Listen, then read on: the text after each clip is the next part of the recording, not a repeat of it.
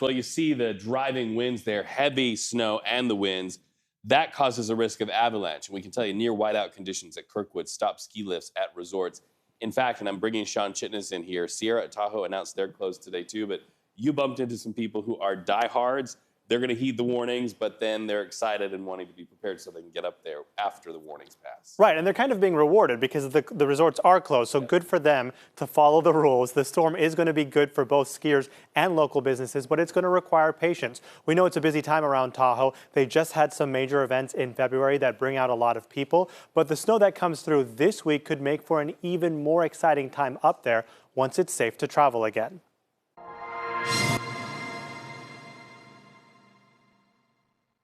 As most of us are looking ahead to the weekend, the work week is just beginning at California Ski Company, and they couldn't have asked for a better change in the weather as a blizzard blasts the Sierra. Oh man, this is really exciting because we haven't seen a storm like this in probably 3 years or so.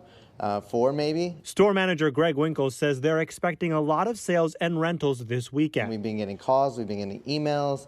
People are trying to come in and buy the widest skis we have to get some of that deeper snow. I mean, this is kind of really what we've been waiting for. They were keeping busy with some typical customer visits at their Berkeley store on Thursday. People had appointments to get adjustments to their skis and other gear, including Dane Wilcox. Plan was to have been going up tonight and skiing for a couple of days, just having a really nice time. He knew by morning it was too late to take on the treacherous conditions on the roads up to Tahoe. It was exciting to see and also like, holy cow.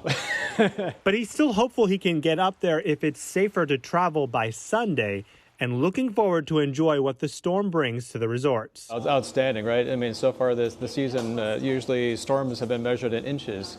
And now they're measuring them in feet. Greg agrees and will hope to be up there in the snow early next week. Oh man, like I'm a skier and I want to make sure everybody else has the same experience I have. I have a great experience every time I go ski. A storm that inconveniences them for at least a few days will hopefully make it up to them with a boost in business and by stretching out the season through April. So the situation in their case hopefully will improve by early next week. They have a positive outlook no matter what, though, on all of this. They say that even if they miss out on the whole weekend or a shortened trip because of the storm's dangerous conditions for travel, it still extends the season for a couple of weeks and makes for better snow next week, which will be worth it. Reed?